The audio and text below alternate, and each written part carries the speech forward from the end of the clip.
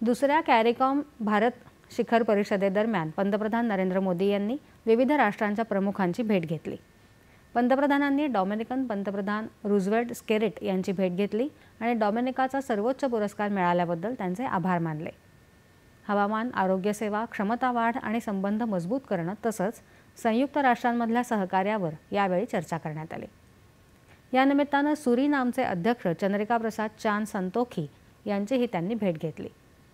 उभय नेत्यांनी भारत सुरिनाम भागीदारीच्या प्रगतीचा आढावा घेतला आणि आर्थिक सहकार्य मजबूत करण्यावर भर दिला।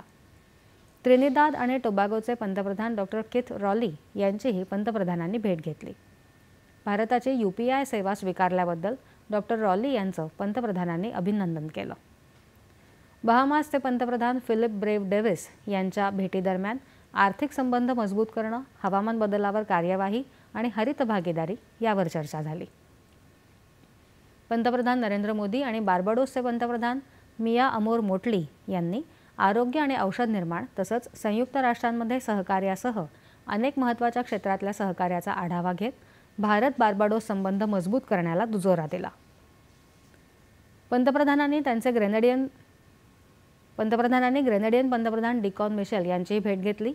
दुसऱ्या भारत कॅरिकॉम शिखर संमेलनाच्या यशस्वी आयोजनाबद्दल त्यांनी त्यांचं अभिनंदन केलं। पंतप्रधानांनी अँटिग्वा आणि बार्बुडाचे पंतप्रधान गॅस्टन ब्राउन यांच्याशीही चर्चा केली।